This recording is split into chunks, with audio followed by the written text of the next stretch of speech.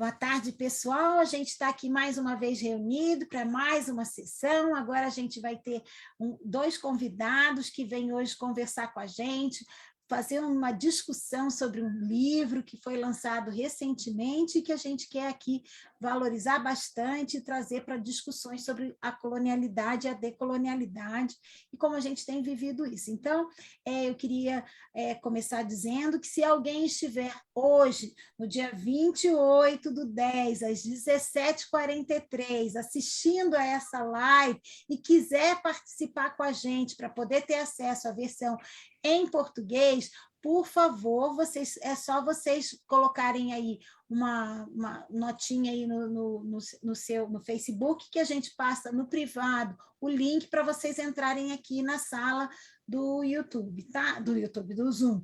Então, se vocês estiverem aí e quiserem participar com a gente, é só mandar uma mensagem aí, a gente entra em contato com o link do Zoom para vocês entrarem aqui e poderem ouvir a interpretação em português. Então, muito obrigada. Eu vou começar, então. Quero começar agradecendo ao Francisco Carvalho e ao professor Sanjay Seth por estarem aqui com a gente hoje. Thank you very much.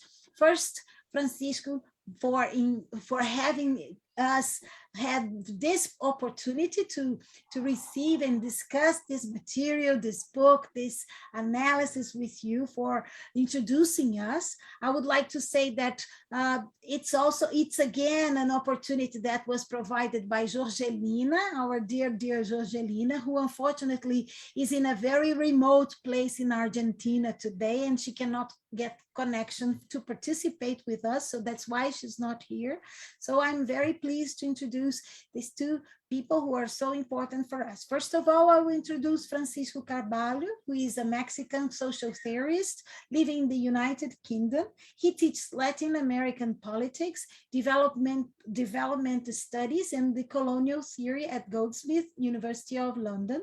At the Department of Politics and International Relations, Carvalho is a co-director of the Center of Postcolonial Studies and the convener of the MA in Politics, Development, and the Global South.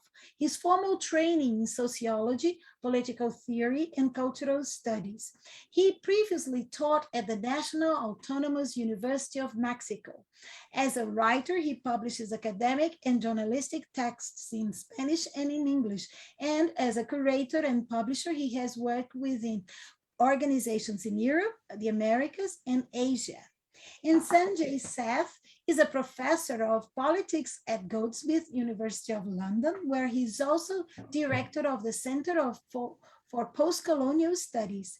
Before this, he taught at the Sydney University and I don't know if I'll pronounce correct, but La Trobe University, Melbourne. Is this correct? Absolutely correct. Great. And he has held visiting professorship in Tokyo and Kyoto. He has written intensively on postcolonial theory, social and political theory, and modern Indian history, including subject lessons, the Western education of colonial India, and also Marxist theory and nationalist politics, colonial India, Beyond Reason, postcolonial theory and social sciences, and essays in a variety of journals, including the American Historical Review, Comparative Studies in Society and History, Social Text, Positions, Cultural Sociology, International Political Sociology, and Journal of Asian Studies. A number of these have been translated into Spanish and Portuguese, which is very good for us. And he was a founding editor of the Journal of Postcolonial Studies. So I'm very pleased. Our research group is very happy to have you with us, the opportunity to have this discussion. And I will pass the turn to Francisco so he can start this conversation, and you two can have us learn from what you have prepared, and then we can join the discussion. Thank you very much. Thank you so much, Fernanda. It's a pleasure to be with you guys. It feels like coming home. I always sort of look forward to meeting with you guys.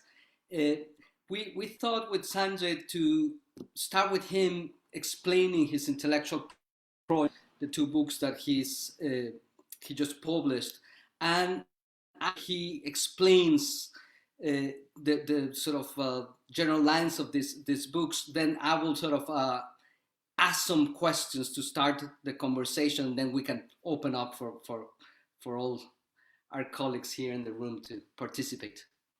Sanju, take it away. Okay, thanks very much, Francisco.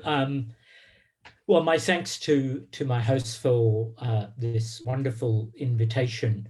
I've given talks in the past in Brasilia, Rio, and Ouro Preto, alas, never in Sao Paulo up till now. And I have wonderful memories of the lively and challenging conversations that I had at these talks. And I look forward to more of the same tonight. For the translators, if I talk too fast, can you put your hand up or something to ask me to slow down? And I will, or I will try to.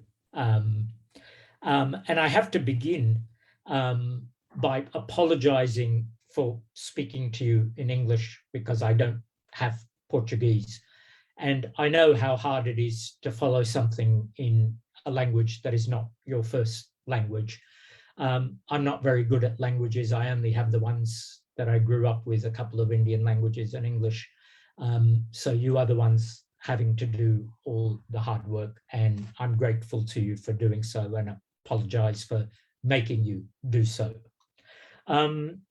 Also, I apologize for the fact that the text, or the main text that I'm speaking about, my recent book, Beyond Reason, is in English. So again, if you wish to read it, it will be in a language that is not your first language.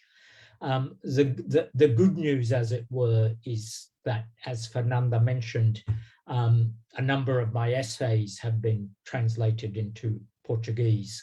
At some point, if it is of interest to you, I can send you a list of these and the journals that they are published in. A small collection of some of these essays recently came out in Brazil as an ebook, and a more comprehensive collection of these essays is being produced in Portuguese by the University of Lisbon and should be out at the end of the year. But as I say, my apologies. And I'm going to, at Francisco's suggestion, unless Fernanda or anyone else thinks it's a bad idea and too long, I'm going to spend about 20 minutes introducing my book. And Francisco, my friend and colleague, whom I must also thank for a million things, but this particular night, I thank him for staying up so late in order to participate in this, because it is late here. And by the way, that is also my excuse for why I'm sipping on a glass of wine as we talk. It's about 10 o'clock here. So it's not that I'm an alcoholic, it's that it's late, and I'm hoping this will keep me awake and engaged. So thank you again. Our knowledge originated in a particular time and place in the modern period in Europe. And yet, this knowledge claimed to be true of all times and places. That is, it claimed to have transcended the parochial origins, its parochial origins, such that it was universal. Not a mere form of reasoning, along with many others, but reason itself. Or to put it another way, it claimed that other knowledges merely reflected the beliefs and prejudices of the time and the culture that had produced these knowledges, whereas modern Western knowledge transcended these circumstances such that it was appropriate and a form of arriving at truths for all times and all peoples. That this claim could be made had a great deal to do with imperial conquest. That they were the conquerors and the colonizers, rather than the conquered and the colonized, proved to many Europeans that their knowledge was superior to the knowledges of the people whom they had conquered and colonized. The superiority of Western intellectual traditions to the modes of reasoning encountered elsewhere by the 19th century hardly even needed to be argued for. It seemed to many people simply to be self-evident. Asking themselves why European military organization, technology, and statecraft was superior to their own, non-Western elites also frequently concluded that this European superiority in arms, technology, statecraft derived from a knowledge that underpinned and enabled these things. Reformers and nationalists in the non-Western world began to urge that the knowledge of the foreigner be adopted and disseminated amongst their own peoples, in order that they might avoid being colonized if they had not yet been colonized, as in the case of Japan, or to emancipate themselves from colonial rule and join the ranks of sovereign, powerful, and prosperous nations. These non-Western elites neither accepted European claims to superiority in all areas, nor did they seek to become mirror images of their rulers. But they did ardently and passionately seek the knowledge that they saw as the source of European power. Thus, in 19th century China, reformers urging changes that would allow China to resist Western depredations on China made a distinction between essence and utility. The expression was Tiyong. Chinese essence was to be preserved, while the useful knowledges from the West needed to be learned and freely borrowed. The elites who led the Meiji Restoration and implemented a state-led agenda to modernize Japan in order that it could avoid the fate of China, similarly adopted the slogan of Wakan Yosai, Japanese spirit, Western technique, another endeavor to acquire Western knowledges and techniques precisely as a means to preserve that which was deemed to be at the very heart of Japanese identity. And in colonial India, most nationalists embraced Western knowledge as a necessary means to becoming modern and sovereign, while also urging that this knowledge, acquisition of it, go hand in hand with preserving Indian culture and patriotism. As one leading nationalist and educator, Lajpat Rai, put it, we do not want to be English or German or American or Japanese. We want to be Indians, but modern, up-to-date, progressive Indians. This, what I'm saying is, throughout the non-Western world, the superiority of Western knowledge was acknowledged, but not because everything about the West was to be imitated. But there was, of course, a tension between imitation and appropriation on the one hand, and the assertion of a unique national cultural difference on the other. And this tension was normally navigated, was normally dealt with by treating the knowledge that they were seeking to acquire as Western only in origin, but at the same time as unmarked. By which I mean, it was acknowledged by these reformers and nationalists that modern knowledge first developed in the West, but this, it was declared, was a mere matter of historical accident or historical contingency, because there was nothing intrinsically Western about this knowledge, which is why Indians could adopt it and adapt it without ceasing to be Indian. Indeed, in proportion as the colonizer sometimes asserted that this knowledge was intimately tied to uniquely Occidental traits and was thus intrinsically and not merely accidentally European, colonized elites insisted all the more stridently that the human and natural sciences belonged to no one and thus to everyone, and therefore could be appropriated without the loss of cultural or national identity. This, I want to suggest, was the historical situation for quite a long time. But recent decades have seen concerted challenges to the claim or assumption that modern Western knowledge, despite its very particularistic or parochial geocultural origins, is a universal knowledge, a truth for all times and places. There are many sources and conditions that made it possible for these sorts of questions to be raised in recent times. Very quickly, and this is just a sketch, no more than that, politically, the conditions that made it possible included the fact that many nations of the global south, in many nations of the global south, the hopes held of sovereignty, modernization, and development have come to very little. And as the prospects of such advance have faded, the space emerged to ask not simply how to become sovereign and modern, but whether the ideas and intellectual categories in which these aspirations are embedded are themselves suspect. Indigenous struggles everywhere, but perhaps especially in the Latin American continent, frequently questioned this knowledge that had gone hand in hand with disastrous attempts at social engineering, resource extraction, and the like.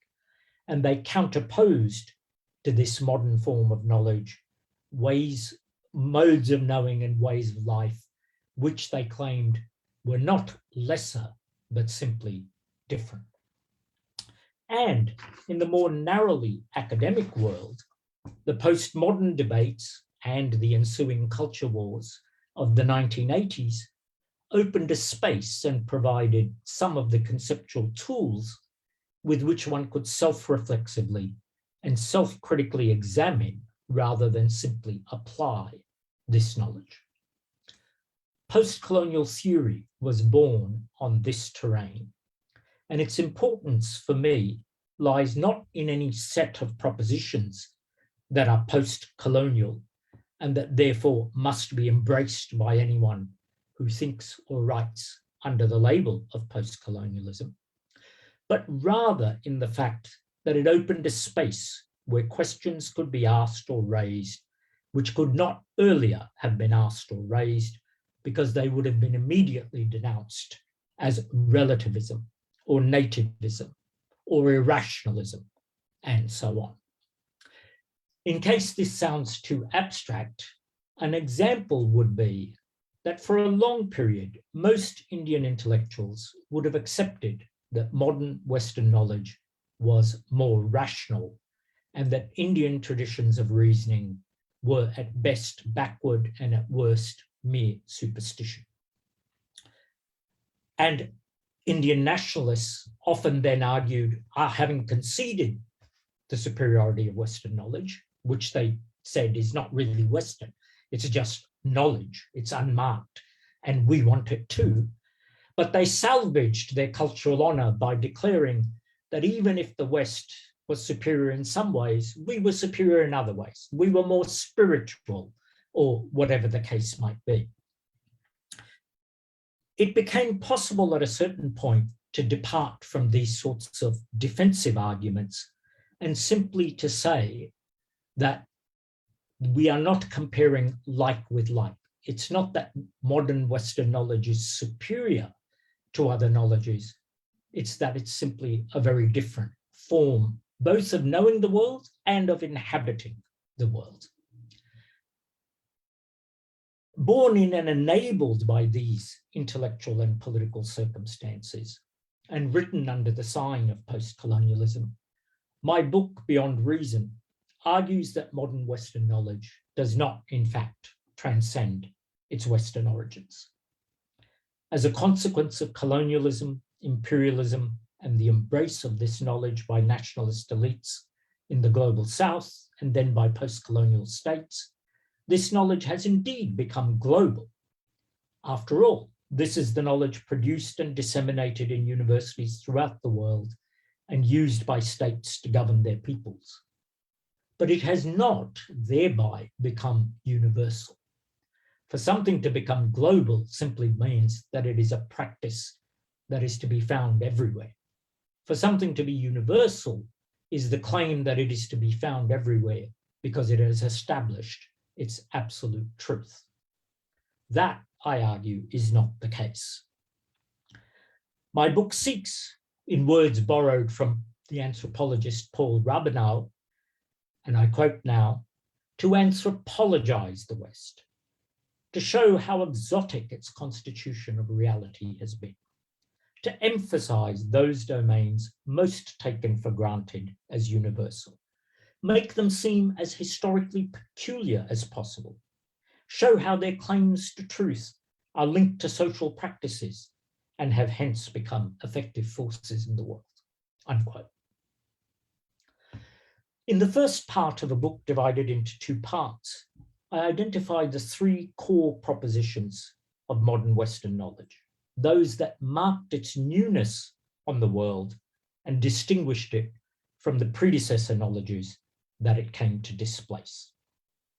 First, that knowledge is a relation between a subject who represents and explains an object or process. This is not, this has been with us for so long that it seems impossible to think what else could knowledge be other than someone representing in the mind a world external to them, representing as accurately as possible in the mind. But for most of human history, that has not been how knowledge was conceived. This is a peculiarly modern and Western conception of knowledge, which in any landmark is always simplifying, but one could say it perhaps begins with Descartes, with the idea that knowledge is essentially a mirror of nature. It's the capacity to accurately represent in your mind what is happening in the world. Second, that nature and the social or the cultural are two different domains.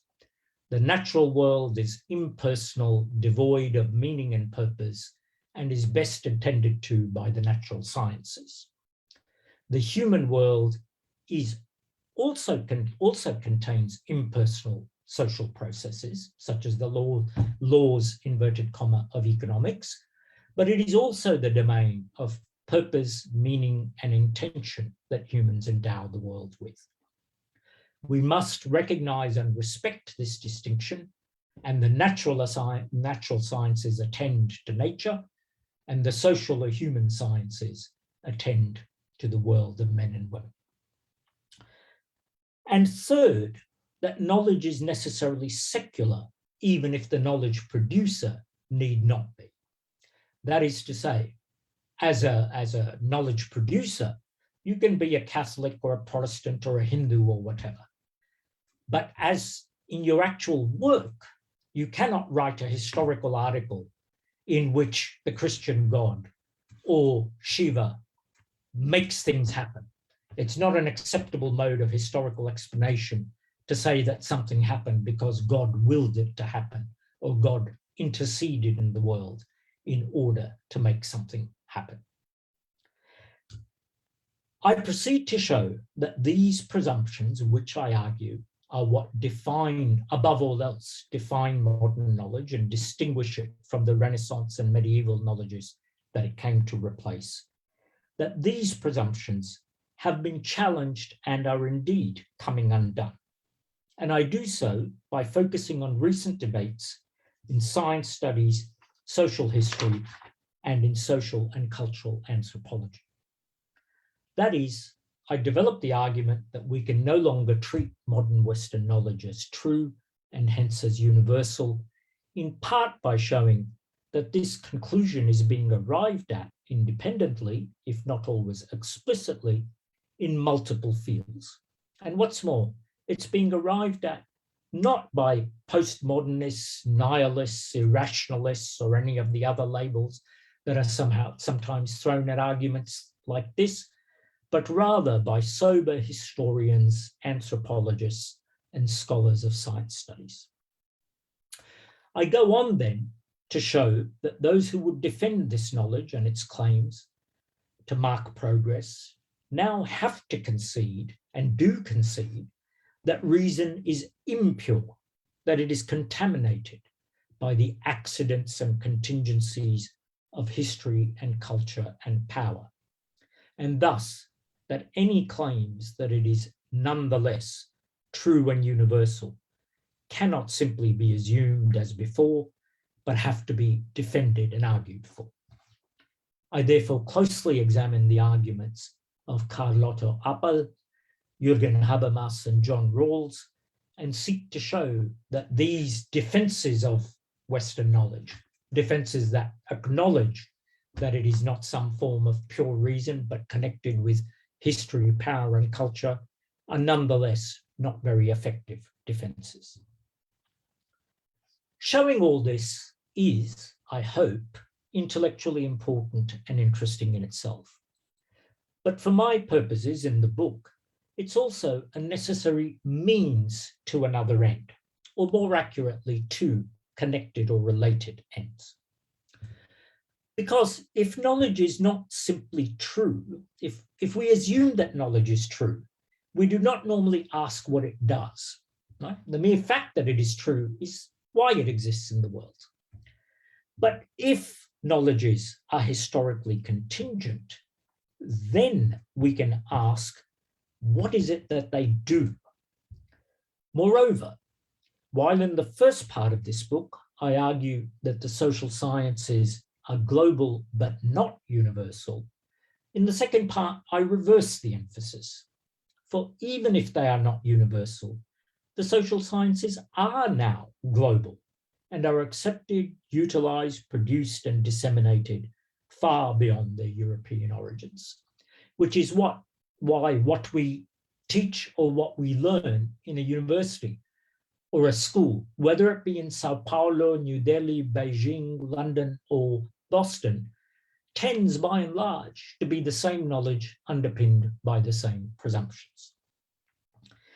So to challenge the claims and deflate the pretensions of this knowledge is important, but inasmuch as it has become a force in the world, it is also necessary to examine how a knowledge founded upon core presumptions that I have argued in the first part of the book are not true and universal, how it works, to look more closely, to inquire into these enabling presumptions and to look at what effects they have and what implications they have.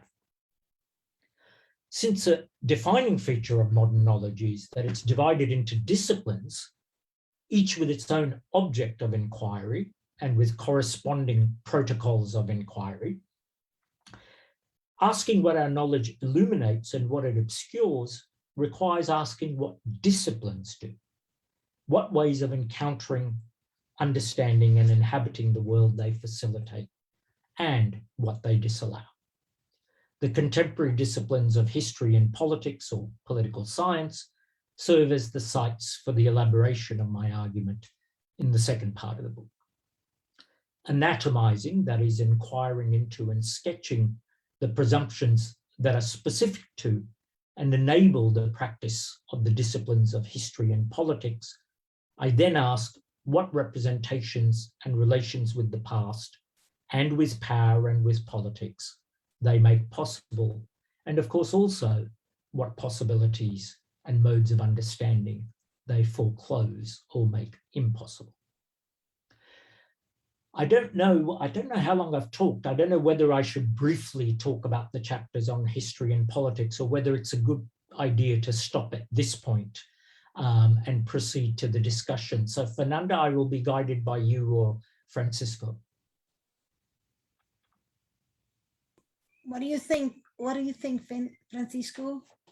Maybe Sanjay, but why don't you sort of finish the argument, sort of people can have a sort of complete idea of what the book is about, and then we open the... All right, okay, I will then. I just wanted to check that I wasn't talking too much or for too long. I think if you close, then we can connect the two parts better, I think. Okay, all right, I will do that then.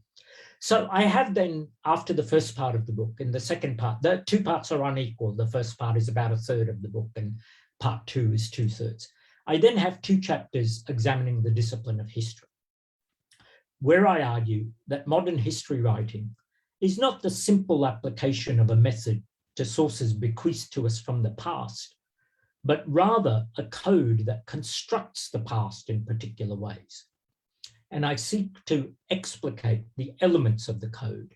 And in doing so, I pay particular attention to those forms of history writing that lie at its margins, such as art history, music history, and the history of science. Very quickly, my argument here, the foundation of the argument here, is a point that has been made by Levi-Strauss, Paul Vane, and many others, which is the way in which historians often see their practice is, in epistemological terms, extraordinarily naive. It's as if the past is simply there, and there are documents and monuments lying around, and they help us to reconstruct it. But in fact, what the past is, first you have to define what the object, pastness, is. And different peoples at different times, in different points, have defined that object differently. So history, the past, doesn't lie around like rocks or bushes or trees. You first have to construct what the past is. And the modern discipline of history writing does so in particular ways, and that is what I explore in this chapter. The second of the two chapters on history argues that while it is regarded as one of the greatest sins for a historian to fall guilty to anachronism, that is to say, to project the values and sensibility of our contemporary moment onto the past, nonetheless, I suggest that the practice of history, applying the code of history to times and places where the assumptions that underpin this code were not widely shared, is itself a form of anachronism. For instance, if we encounter a text from, I don't know, the 15th century that says that something happened because God willed it to happen, the modern historian, of course, cannot take that explanation seriously. It is part of the code of history that we will say our historical subject believed that God intervened to make something happen.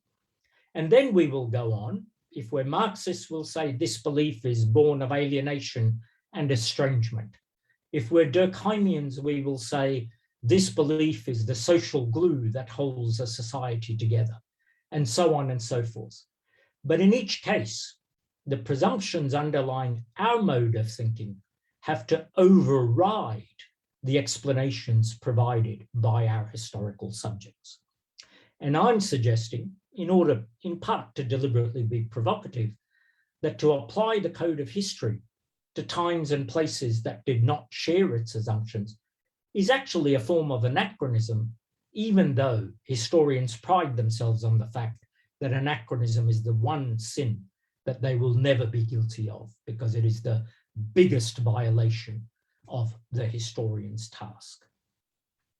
Modern histories of pre-modern and non-Western pasts must, this chapter concludes, be written in recognition of the fact that such histories are translations, not better or truer representations. It's not that we explain the past of others who couldn't understand it properly themselves. It's that we translate their self-understandings into terms that make what they did and what they thought comprehensible and explicable to us moderns. And when we do so, if we come to understand that that is what history writing is, we also have to acknowledge that a great deal often gets lost in that translation. The last two chapters, so 2 chapters on history, and the last 2 chapters are about politics, which more through accident or serendipity is the discipline that I ended up with. My earlier work as a young man, I did a PhD in something that no longer exists. It was called the History of Ideas Unit. So when I was looking for a job as a teacher, I had a lot of trouble because the historians thought I wasn't a proper historian. I was insufficiently respectful of their fetish about the archive. The philosophers thought that what I did was history of philosophy, not philosophy, and therefore I couldn't join them. And my joke has always been that the people in politics department didn't really know what it was that they did. So they were in no position to say that I didn't do it and therefore didn't qualify. So I ended up by accident in politics, but My argument in the book is that there's no such discipline as political science. It doesn't have the coherence or the unity that the discipline of history does have. That doesn't necessarily make it worse. Potentially, it also makes it a space of a certain openness, a possibility for certain modes of inquiry. But what it does mean for the purposes of my book is that I can't treat it as a discipline subject to examination and critique, but rather I look at the sub-disciplines that actually constitute it. And in this book, I look at international relations and political theory. And in the chapter on international relations, which constituted itself as a discipline, I mean, why do you need a sub-discipline of international relations? As with all disciplines, the argument is that the object that it provides knowledge of is in some ways different from other objects. And that's why you need a specific mode of disciplinary inquiry in order to shed light upon it. And the claim of international relations and what constituted it as a discipline is that the international realm, unlike the domestic realm, the realm attended to by political theory, is characterized by a state of anarchy where there is no sovereign power. In defining its object thus, it also assumes that the international order is composed of so many sovereign states. But until a few decades ago, empires covered the larger surface of the globe and included the majority of its people.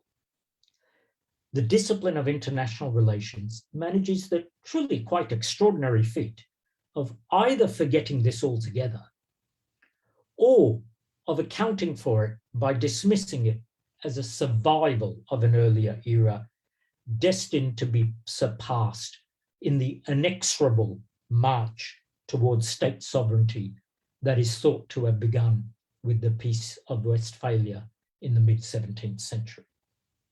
So, international relations is constructed as a discipline around the idea of anarchy, which naturalizes the idea of state sovereignty. And yet, for most of the modern period, the sovereign state has been the exception rather than the norm. Most of the Earth's surface and most of its people have been part of and have been ruled by empires.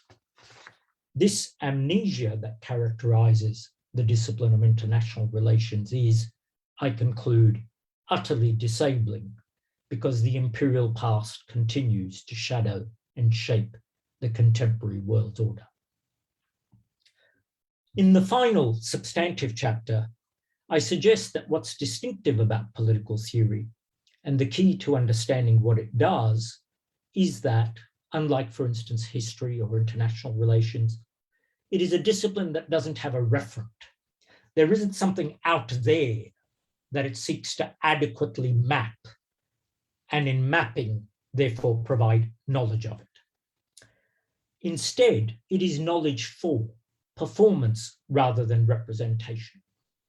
When the political theorist writes about justice or equality or liberty, he or she is positioned as an interlocutor with other citizens who are also regularly use and engage with such concepts and have views on them, such that the political theorist is positioned as being in a dialogue in a way that the historian or international relations theorist normally is not.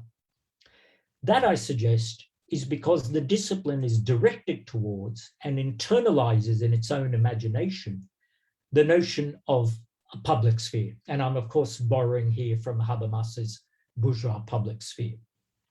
And this public sphere is imagined as a realm of individuals possessed of their own values, who, however, inhabit a common world and engage in rational critical debate about what they hold in common. Political theory thus performs the liberal conviction that differing moral and political viewpoints cannot be eliminated. They're just part of the natural furniture of the world, and they must therefore contend with each other in rational argument in a public sphere not itself marked by a commitment to any moral or political view.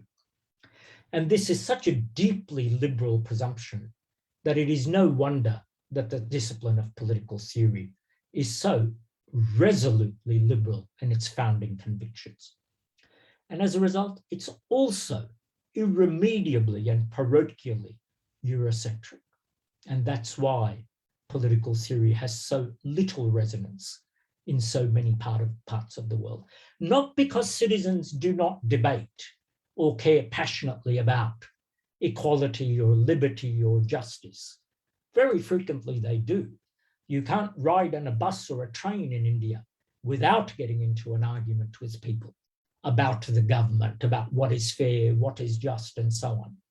But these arguments take place without reference to the more formalized domain of political theory, which, because of its Eurocentrism, because of its liberalism, simply does not speak to the actual debates happening in the public.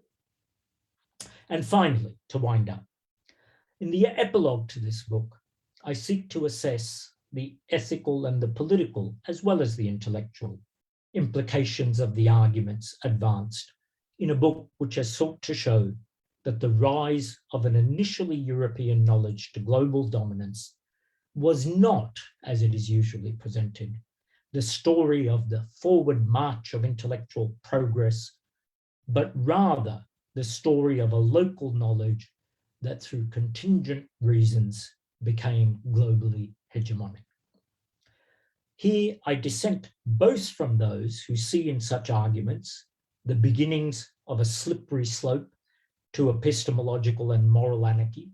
That is to say, those who say this is relativism, don't go there. Once you go there, the entire world becomes, like a jelly, it wobbles and there's nothing to hang on to, no security for our convictions of what is right and what is wrong. But I also dissent from those who would conclude that modern Western knowledge should be denounced and who call for an epistemology of the South. I seek to specify the nature and implications of my project, and again, by distinguishing it from what it is not, also by explaining why I characterize what I have been engaged in by using words like anatomize, rather than using the much more available and obvious and indeed infinitely more sexy description, critique. So I try in the end to sketch where it is that my arguments have led me and what I think they collectively add up to politically and ethically as well as intellectually. So I hope that hasn't been too long or too labored, but that's a thumbnail sketch of Beyond Reason. And the essays of mine available in Portuguese are not from the book, but many of them are very closely related to the arguments in that book. I often use the essay form to work out parts of an argument in my head and eventually on paper. And these are like, points along a journey, which eventually in its more complete form ends up as the book. And as I said, quite a few of these essays by now are available in Portuguese and in Spanish. Thank you for listening.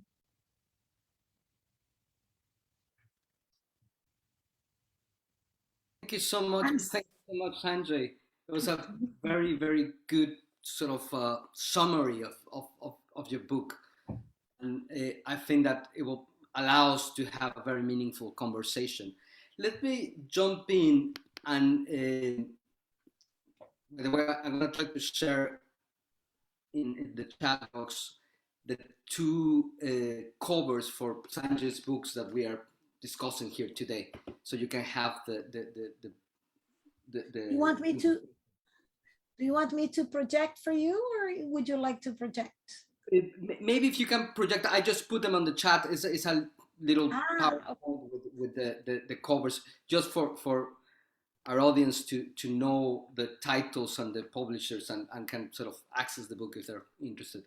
So, Sanjay, I want to start by asking you something that maybe you're not too keen on this kind of sort of more personal questions. But in any case, I remember Agnes Heller once told me that every good book in social theory is at the end of the day autobiography. And I noticed that when you were sort of describing, or when you were talking about the modern social sciences, you were referring a lot of the time as we the modern scientists. So it seems to me that to a certain extent in this book, you are committing some sort of intellectual harakiri, that you're sort of killing your own discipline and your own sort of raison d'etre in terms of the social sciences. So can you tell us a little bit about the journey that sort of took you to writing this book? How you start developing personally these ideas that to a great extent are sort of a reflection of your own career and sort of a deep criticism of the way in which you were trained. And I guess that also connects with your sort of deep, intimate connection with India and its intellectual traditions. Thank you, Francisco. I always feel uncomfortable in writing about the personal, but I'm happy to talk about it. It always seems somehow too self-referential to include it in a book, but you're quite right, of course. Anything that matters has something to do with self. You then hope that it speaks to something other than your own experience, which is why I then cut myself out of the picture. But yes, this is in many ways, as most of my work has been, intensely personal, even if it's not written in that mode. And it's intensely personal in at least two ways. One is, and this is an experience that will have been shared by probably all of you. Anyone who grew up or has any connection with the non-Western world usually inhabits at least two worlds, right? There is an affective and home and familial and communal and neighborhood world in which is not governed by scientific or rational notions, but in which gods, spirits, dead ancestors, and all sorts of other beings are also part of this space. And then there's what we learn at school and what we learn at university and what we then produce. And many of us inhabit these. It's not difficult to inhabit the two worlds in the way that if you speak two languages, you simply code switch, you switch from one to another. But at some point it began to bother me.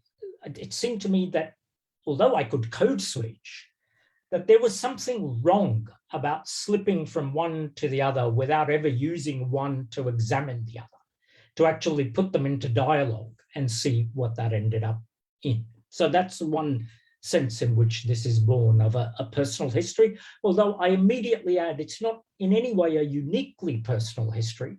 I'm assuming many of you have experience of this. The second way in which it's born of a personal trajectory is my first book, which was my PhD thesis, was very much a young person's book. I was on the left, I was a member of the Communist Party, and I began a PhD in which I thought I would come up with big answers to big questions. What the Marxist movement in India should have done during the colonial period. By the end of that book, I was still a Marxist, but more and more I was unsatisfied with the way I had posed the question. And I now began to reflect more critically upon Marxism itself, not in order to, I never became one of those terrible God who failed reactionaries. I'm still very much on the left, but reflecting critically upon it. Some of which comes through in an essay that you once asked me to write, that essay on that wonderful but flawed book by Marshall Berman, All That Is Solid Melts into Air. My next book, in a way, so that first book examined how did an ideology that developed in the West, Marxism, what happened to it when it traveled to different locations. In my next book, I took that a step further. Instead of it being a consistent body of ideas, a specific ideology or theory, it was about how Western knowledge in general traveled to India. with what consequences? And I chose as my archive the archive of the dissemination of Western knowledge in India through schools, universities, and so on.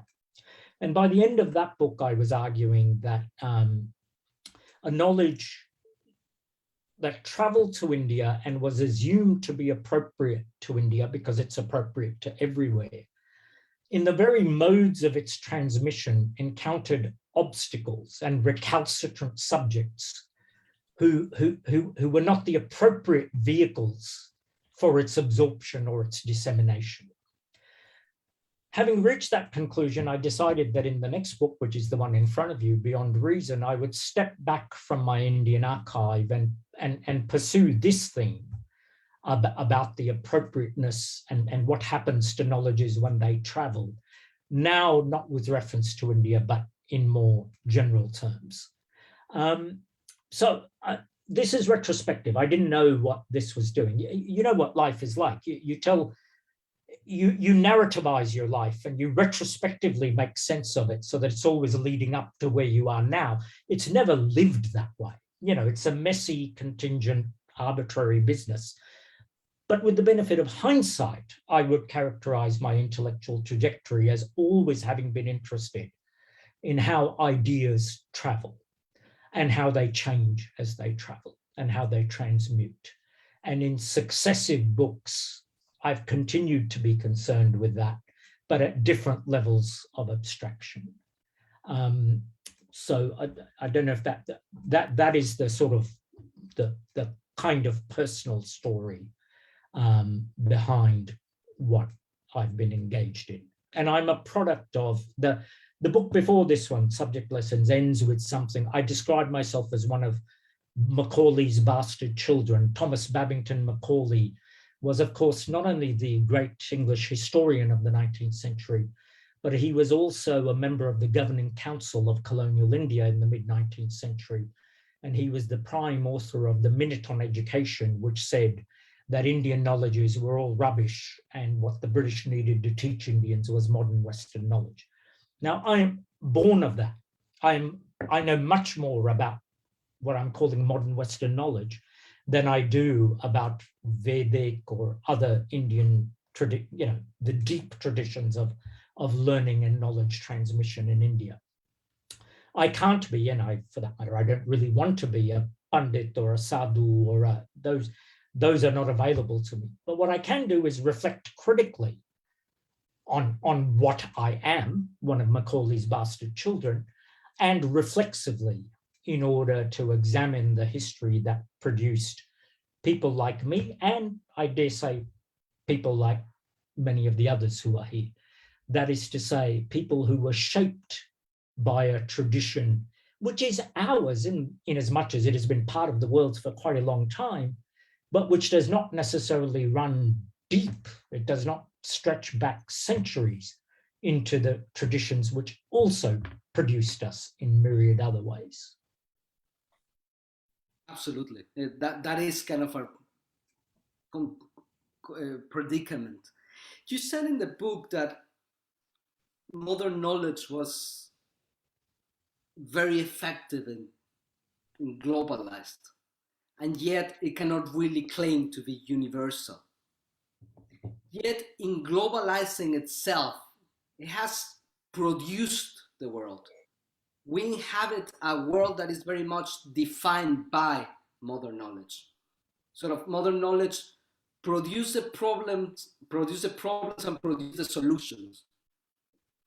So in that sense, even though it might not be universal in terms of its sort of foundations, it has that sort of incredible importance in defining the world in which we live in. How can we escape if that is what we want, modern knowledge? Yeah, well, that is a great question, Francisco. And my short and disappointing answer perhaps is I don't think we can escape, precisely because it has become so all-encompassing. It has, as you say, produced the world. And by the way, the two features of the book, that's one reason why 2/3 of it is devoted to looking at the effects. What does this knowledge enable us to see and what does it stop us from seeing? So rather than just, I could have written a book which just continuously critiqued it, but I only devote a third to that, and that's in a way creating the grounds for then asking, if this is what we have, and it is for most of us what we have, let us examine it self-critically, reflexively, in order to see what it makes visible and what it obscures, what it makes possible and what it renders impossible. And that's also why in the epilogue, I would have liked to have written a rousing political conclusion, and many readers will be disappointed. I mean, for a book that's a critique, and when I present arguments, I'm continually asked this, yes, but what's the solution then? What's the alternative? I don't actually have an alternative. The best, and it's rather weak, I admit, the best I can offer is that even if this is the knowledge that people like us have, we can at least practice it and produce it in more self-reflective and self-critical sorts of ways, and write about others and other knowledges in ways that do not in advance and for no good reason privilege our own. You know, maybe at best what is possible is a more respectful dialogue, because although this knowledge is global, and it's certainly global at the official levels of university, state, and so on, in the non-Western world in particular, non-modern, non-Western knowledges are alive in the quotidian realm, in the realm of everyday life, which goes back to what I was saying to you earlier. We both said, we all of us inhabit, or most of us inhabit, an everyday world which is not completely colonized by modern Western knowledge. And our world of practice, of professional, as students, as educators, and so on, where that is where we are positioned. And we can perhaps bring these two into conversation in such a way that one does not simply block out the other, but allows itself to be unsettled and maybe have its limits revealed by other worlds. But I am aware, and you're absolutely right. In fact, I insist that this knowledge is not just a description of the world, it's actually shaped the world that we inhabit. That's produced the world. Yeah. It's produced the world. But in producing it, I don't think the two are isomorphic. They don't exactly map onto each other. It's actually more like this. And through those cracks, you can see other, like a bad transparency, a bad imitation of the original. Through the cracks, through the gaps between the lines, you can see that this does not exhaust everything that is available, that there are other things there. And our conceptual language may not provide us with the means by which to fully characterize and comprehend those things, but we should at least be able to recognize that fact. The worst thing of all would be if we didn't realize that there are other possibilities, other modes of knowing, other ways of living, and that the knowledge to which we are all heirs, wittingly or unwittingly, is not always adequate to that world, even when, as you say, it has helped to produce and shape that world. There is a moment in one of the chapters where I look at a debate on history in India, where the crowds that tore down Babri Masjid in India, in something that sent shocks through the country, they tried to invoke the idea of history as we understand it, at the same time as they distorted it. Now, while I don't approve of the distortions, what I think is interesting is that there continue to be modes of historicity, ways of understanding and relating to the past, amongst many people throughout the world, which are not those of modern history writing. That is very interesting. So there's still plenty of forms of knowledge that escape modern science. Yes, they're not unaffected by it.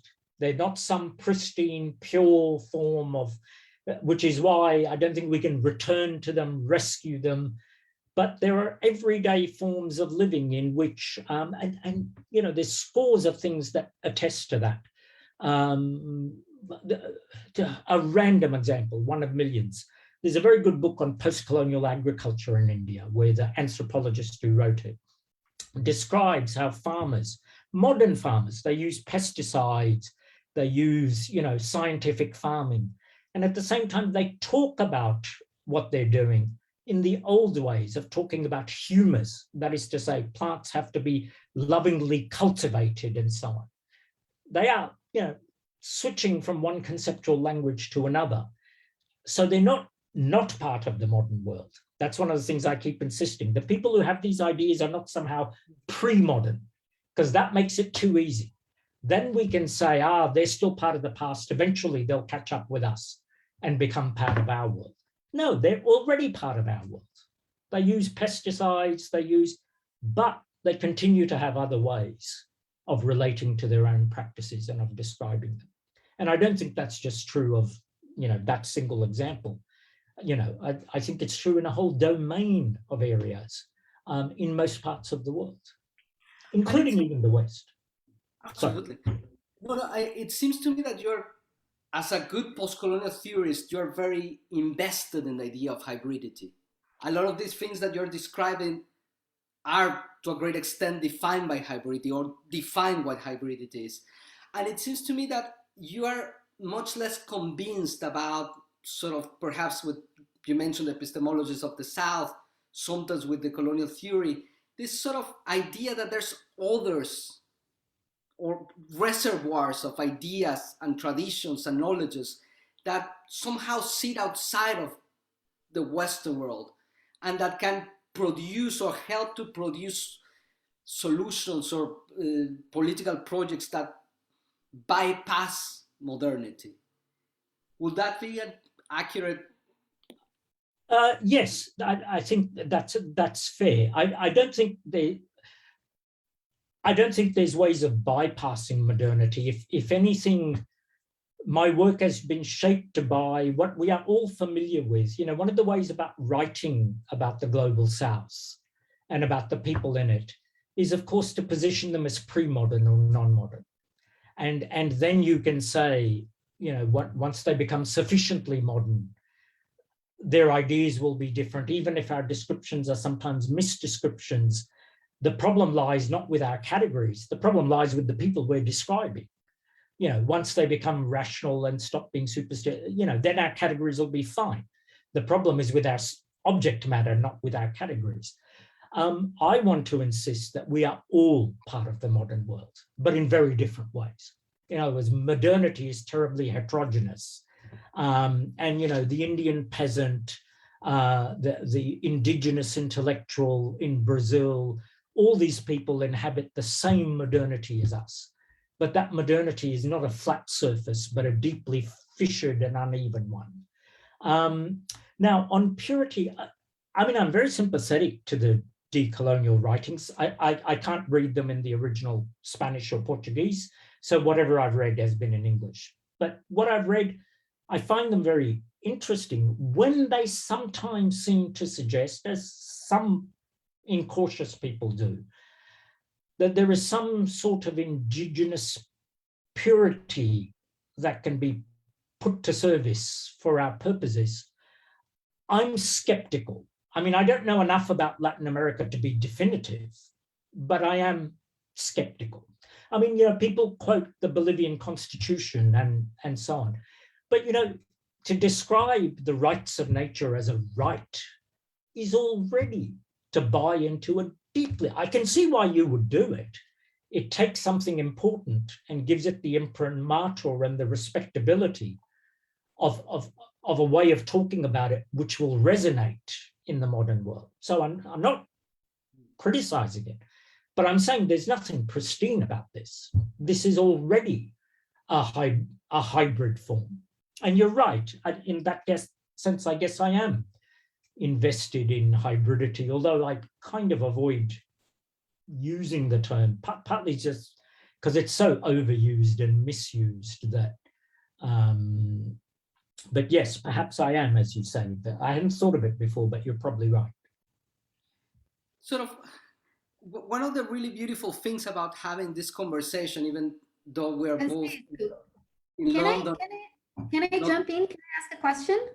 Yeah, sure. I'm just finishing what I just want to open the conversation. Let me give that cue and then I pass it over. Just what I wanted to say is that I'm very excited of having this conversation with Sanjay, even though we live not very far away, but that we are having this conversation in Brazil. And the reason why I'm very excited is because to a great extent, I suppose that the best readers that you will find for this book will be in the Global South, in places like Brazil. But I also believe that some of the harshest critics that you will find will also be in the Global South. That there's plenty of people in the Global South as well, very much invested in the Eurocentric project. And in that sense is that I'm very excited of opening the conversation and to hear what our Brazilian colleagues have to say about what you sort of told us with very interesting ways. Thank you so much, Sanjay. Thank you, Francisco. And I'm very excited to be having this conversation too. And thank you to all of you and Francisco, of course, for participating in it. So yes, let's open. Who wants to jump in? Thank you. Thank you, Professor Sanjay Seth. It was really, really interesting to hear you and to read part of your book. I read only one chapter actually.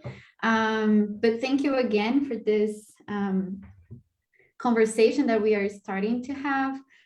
My question is, I understand the heterogeneity of modernity and that different peoples, regardless of their background, they are part of modernity. So my question is not exactly about that, but I've been struggling to think about some ideas, because you talked a lot about ideas that travel and how history is a kind of a translation of terms, right? For modern people to understand and comprehend what happened in the past.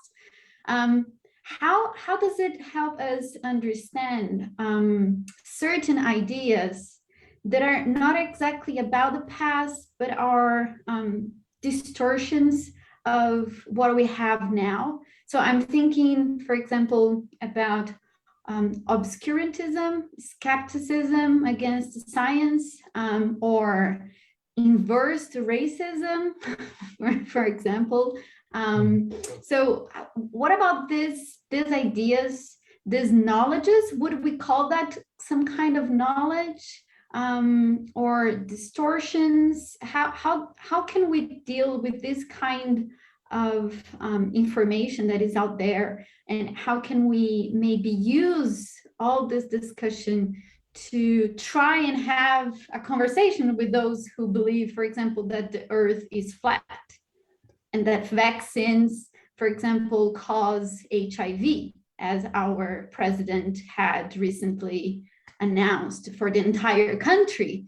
So not only putting people who have AIDS at risk, but making people be afraid of taking the shots for COVID, you know? So how I don't know if I'm clear. No, it's very clear, and it's a very, very good question, and a pertinent one, and one that raises very important political questions. And my provisional and perhaps not very satisfactory answer is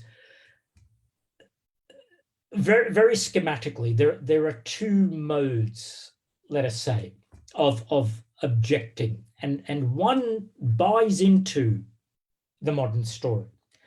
So, you know, when the right wing in India, the Hindu right wing, when they say we want to return to our traditions, that's why we don't like Muslims, that's why, you know, we invented plastic surgery, the existence of our elephant god Ganesh is proof of the fact that Indians were doing plastic surgery. See, you don't have a monopoly on idiocy in Brazil. It's unfortunately, idiocy is universal.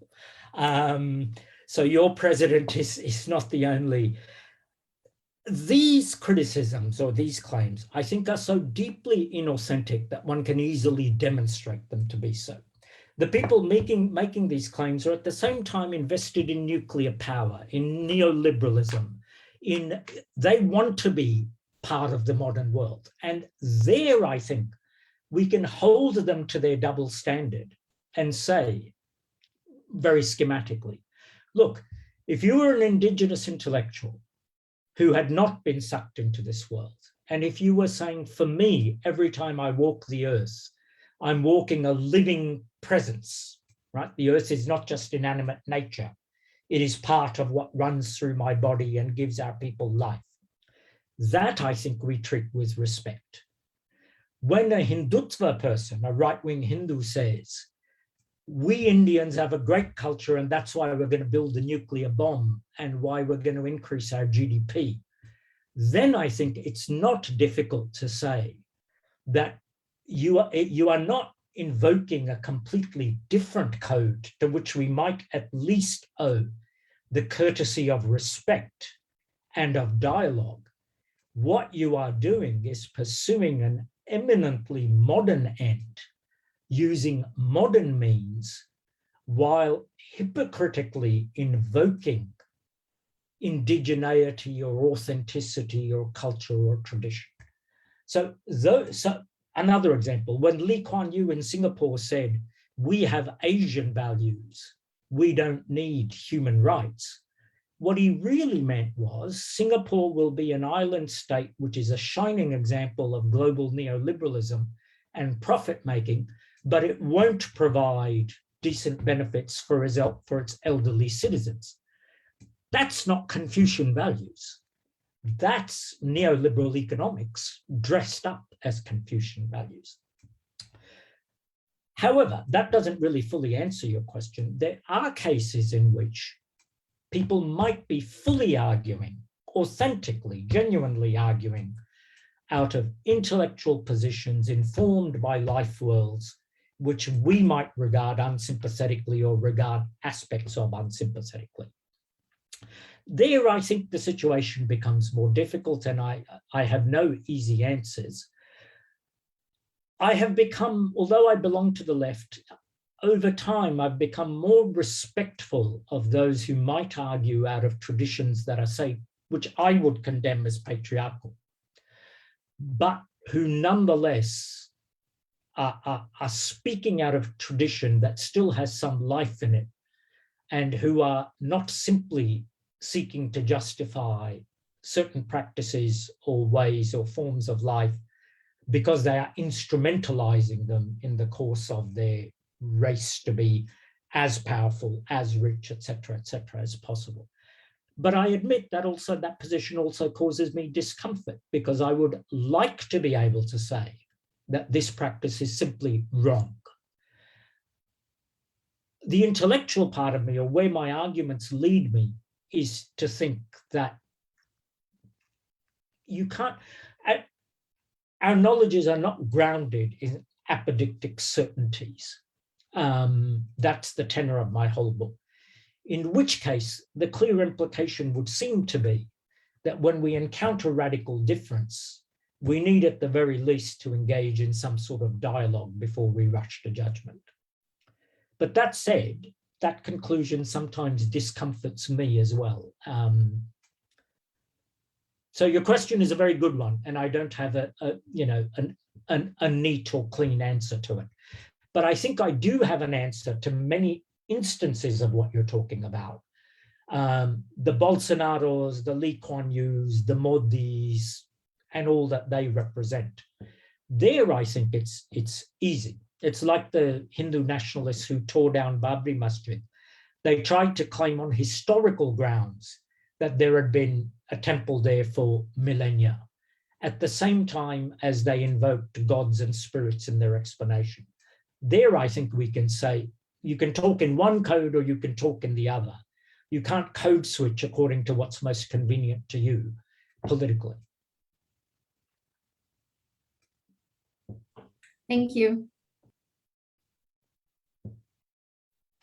That doesn't really, it's not a very satisfactory answer, is it? It doesn't address all the... Yeah, but I think we share the discomfort. And I think this is something that we also, Fernanda, Maria Cecilia, and so many other Brazilian scholars have been trying to find ways for us to create a conversation, right?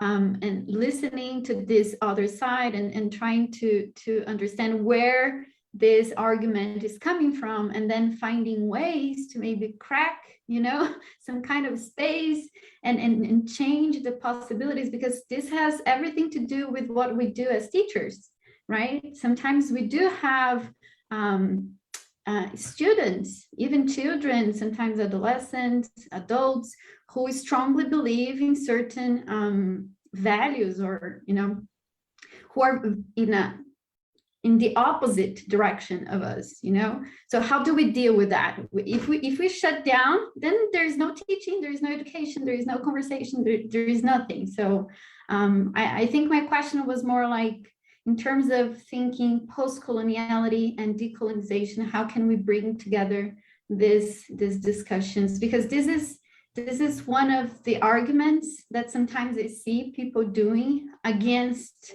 these conversations.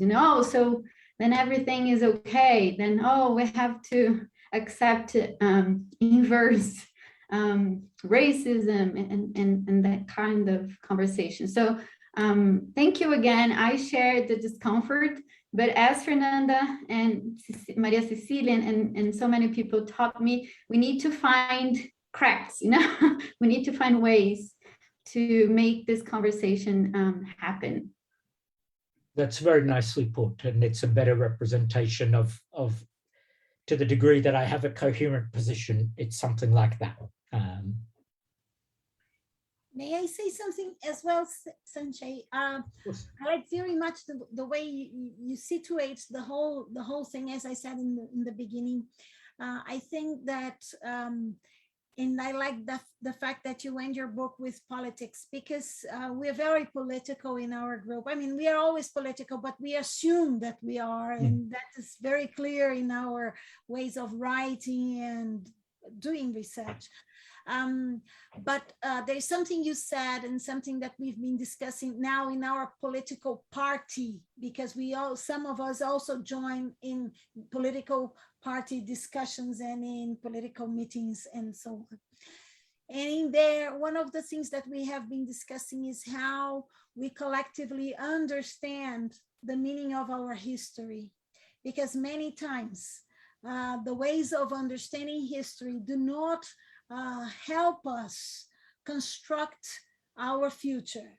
And at this place in time, the feeling we have is that, just as you said about India and how your history and your ancestrality, if you want to say like this, creates possibilities for you to be. One of the things that we realize is that we don't understand, for example, the process of colonization. And now I'm not talking about coloniality, I'm talking about colonization, and how we became a separate country from Portugal, or how we connect to our fellow colleagues from South America or Latin America. So all these lack of understandings, this historical lack of understanding, does not allow us to construct something that one of our Latin American, I don't know, psychologists of the psychology of liberation poses to us, that our memories, they are essential in creating for us the power to recover the virtues of survival. And in many instances, coloniality only poses the idea that there are heroes, and the heroes are white, male, European, heterosexual people, and they do not allow us the possibility of recovering the virtues of those who perhaps were even defeated, but they survived, and they are still here with, resisting, which is a very essential topic for us, resist and expand. So I would like you to say a bit how you see this idea that history is not only important in the sense that it makes who we are, but also recovering the memories of our lives and of our history can become an instrument of conquering what Larissa mentioned as the cracks, like Catherine Walsh uses, or what Paulo Freire in our country says, the viable unheard of, that thing that does not exist yet, but the moment we are in these very limiting situations, and when we see no possibilities, we get together and we find something that is possible to be done and has never been thought of before. So how do you see this, and how do you see our doing research as part of the creation of these cracks?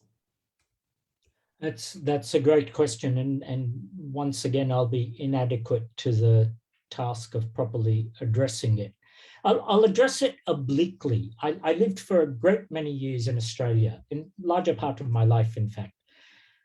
And before I left, one of the last things I did was organize a small workshop of mostly historians, some anthropologists, in which I invited historians of India and historians of Aboriginal Australia, Indigenous Australia.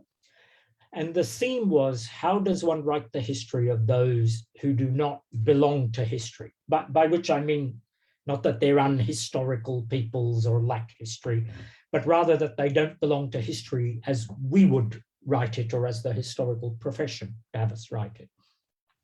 And one of the many things I learned by historians writing about Indigenous Australia and anthropologists was about the many modes in which Indigenous people have had of relating and retelling their past. And again, I want to stress, these are people who are very much part of the modern.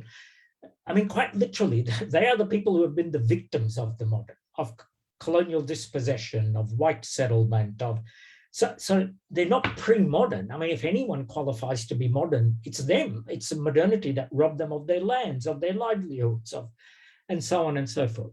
And this, one of the themes that comes through is survival, that the mere fact of still being there is an achievement. But secondly, that it's never actually the mere fact of just being there. If you're still there, it's because you transmit stories about your forefathers and foremothers. You tell stories that connect then to now. And in that sense, for all the interruptions, all the incursions, suggest some sort of continuous narrative which assures you of your place in the world, even if it's a subordinate place in the world.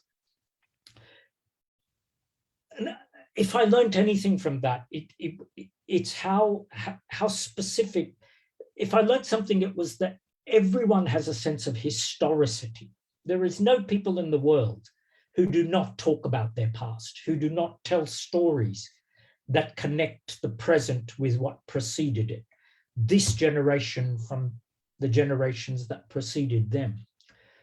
Modern history writing is only one way of doing that. It so happens that it's the dominant way. There's no way of sidestepping it. I'm not suggesting historians stop writing history or anything, but we need to somehow be aware of and make that process malleable enough or porous enough that something of these other ways of relating to the past and of telling stories that connect the past to the present in ways that are not ours as historians somehow affect our practice as a historian. I don't know, Fernanda, how well that, it's a tangential, I don't have an answer to your question, but it's a tangential way of relating to your question.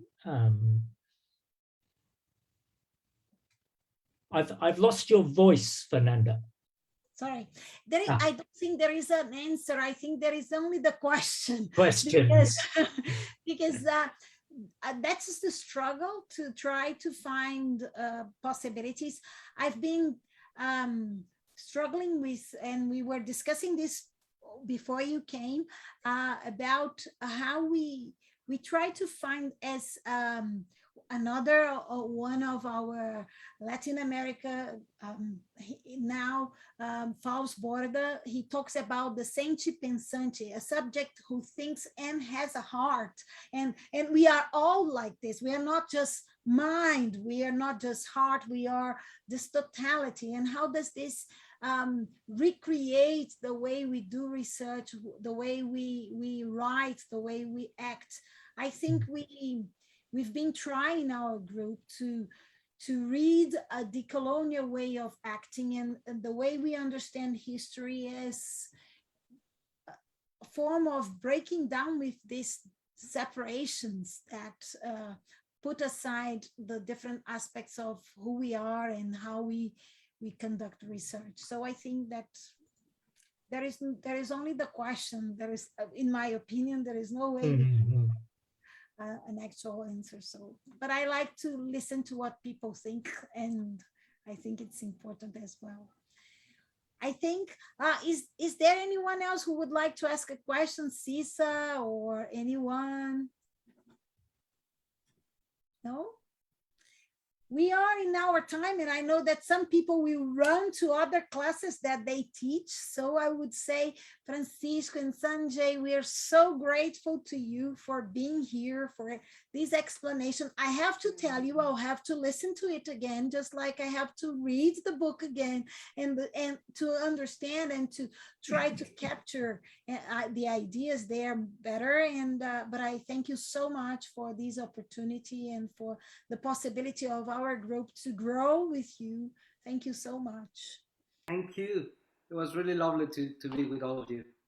Thank you. And thank you. I had a lot of fun. It was really enjoyable. So thank you. Congratulations to you. Hi, people. It's time for... Bye, everyone.